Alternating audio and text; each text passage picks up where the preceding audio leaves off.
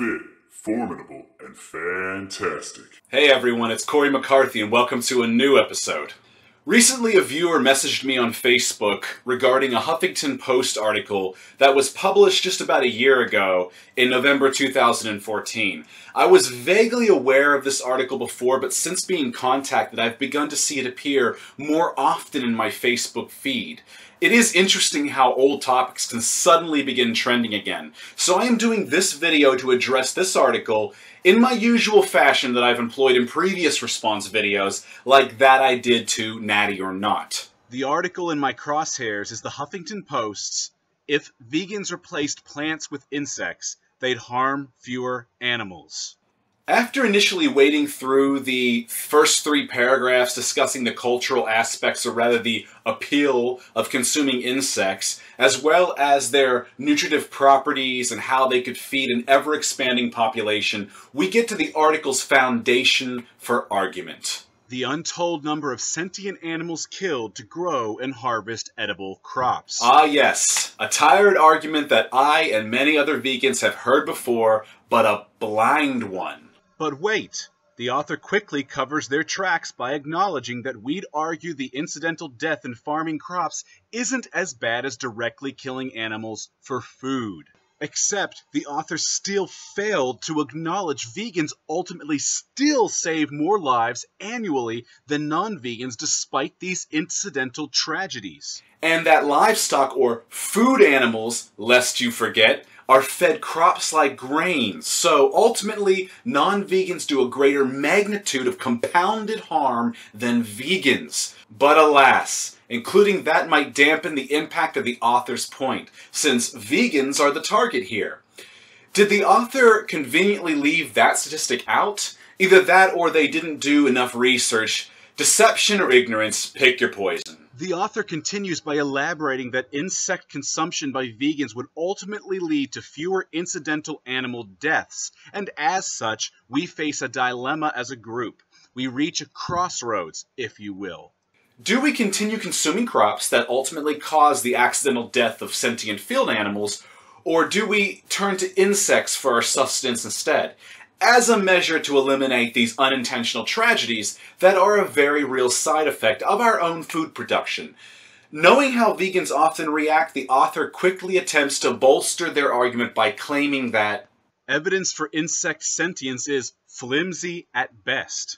And they elaborate about the disagreements among experts, such as scientists and philosophers, regarding this matter, to further demonstrate how we cannot conclude the existence of insect sentience, and as such, using that as a reasoning for not consuming them. But hey, Huffington Post, or more specifically Mr. James McWilliams, the author of this article, we may not be able to conclude insects have sentience, but by that same logic, we cannot therefore conclude that they do not either. Jumping to either conclusion prematurely would be foolish. No? But wait. You continue by arguing that even if insects do suffer, that their suffering is less severe than the animals that meet accidental tragedies in crop fields, and that for this very reason, vegans should consume insects.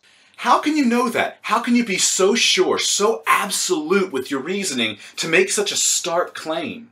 You explain that swatting a fly is a swift kill, for instance, but how can you positively conclude that they suffer less? I saw no citations in your article that support your stance. Moreover, do you truly believe that insects always, without fail, perish upon first squash or swat? That is flawed thinking. Even hunters can, and do, miss their mark.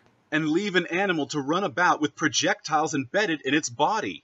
It seems to me you are basing your entire argument on assumptions, and that is a weak foundation and thoroughly unconvincing.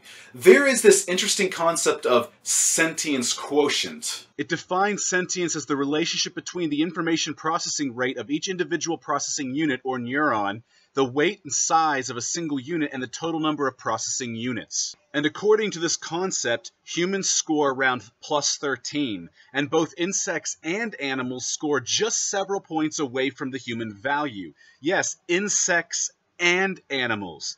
Plants score around -2, with the exception of carnivorous plants, which are +1. The upper end of the SQ is about 50, whereas the lower end is around -70. Now, I'm just tossing that single concept out there, even if you choose to disregard it, or even if there may be professionals who would argue against its accuracy. You said yourself there is a minefield of disagreement among scientists and philosophers regarding insect sentience, and the existing evidence is flimsy at best. This means it's not conclusive either way.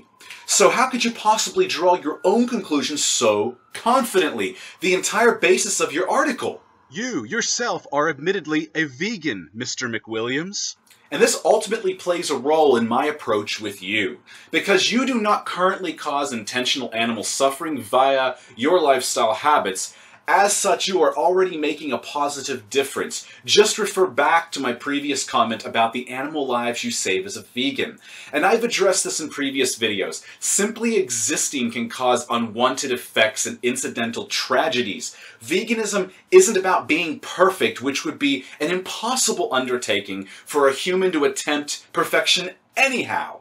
Veganism, according to the official definition, is about making every possible and practical effort so that you do not contribute to the problem. Those that are true vegans are currently making an effort, and a quantifiable difference from that effort per individual, and they should feel positive about their contribution, without feeling the obligation to jump headlong into the ocean of assumption and ride the unsubstantiated waves of your theoretical insect approach.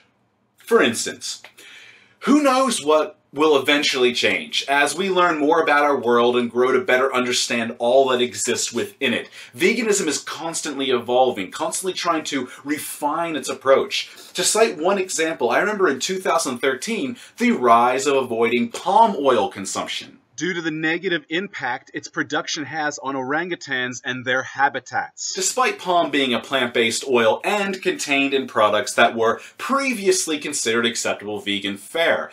So in closing, I will not jump to conclusions and consider insects in my vegan diet. Your argument was simply not convincing enough. It was actually quite a bit of a stretch, to put it quite bluntly, as it was filled with holes and assumptions that were glaring in my opinion.